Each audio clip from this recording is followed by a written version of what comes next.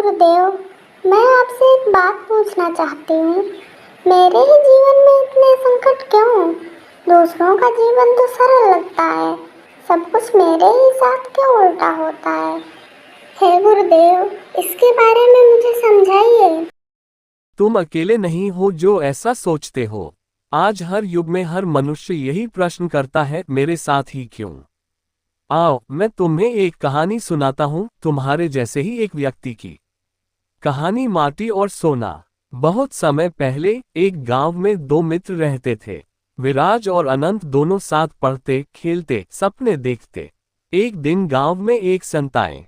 उन्होंने कहा, जिसने भी सच्चा तप किया होगा उसे सोना मिलेगा, बाकी को मिट्टी। विराज और अनंत दोनों तप करने चले गए। कठिन साधना, भूख, गर्मी, अकेलापन सब सहा। जब समय आया फल का, अनंत को सोना मिला लेकिन विराज को सिर्फ मिट्टी।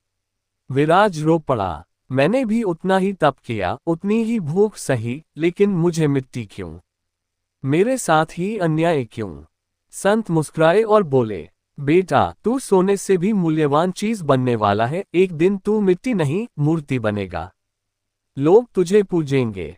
अभी तुझे आकार लेने के लिए और सहना होगा। विराज समझ गया, जो अभी दिख रहा है वो अंत नहीं है। जीवन में जो तुम्हें बुरा लग रहा है वो तुम्हें गढ़ रहा है। अभी तुम मिट्टी हो, पर ईश्वर तुम्हें मूर्ति बना रहा है। जो लोग आज सुख में दिखते हैं उन्हें कल तू देखेगा दुख में, और जो आज दुख में है उन्हें कल तू देखेगा ऊंचाई पर। पर गुरुदेव, क्यों हर बार मेरे सामने ही इतना भारी निर्णय आता है? ये सब मेरे साथ ही क्यों होता है? क्योंकि यूनिवर्स जानता है तू सह सकता है।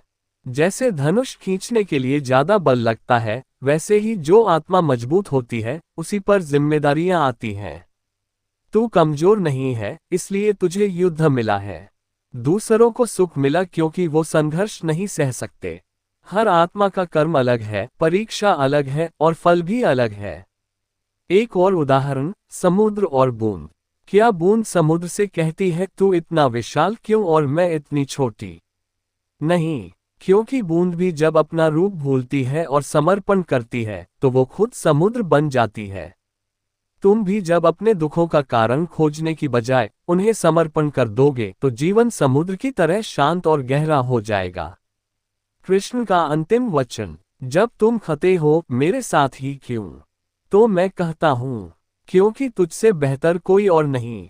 मैं केवल उसी को कठिन परीक्षा देता हूं जो उसे पास कर सके। जब समय आएगा तुम देखोगे तुम्हारे दुख ही तुम्हारा बल बनेंगे। आज तुमसे भी श्री कृष्ण यही कह रहे हैं। तुम्हारा जीवन कोई गलती नहीं है। जो हो रहा है वह तुम्हारे भीतर की शक्ति को जगा रहा है। मत देखो कि दूसरों के साथ क्या हो रहा है। बस अपने जीवन को भगवान को समर्पित करो, शांति वहीं से आएगी। आपके लिए श्री कृष्ण का एक संदेश, तुम्हारा दुख तुझे तोड़ने नहीं, तराशने आया है। जैसे मूर्ति बनने से पहले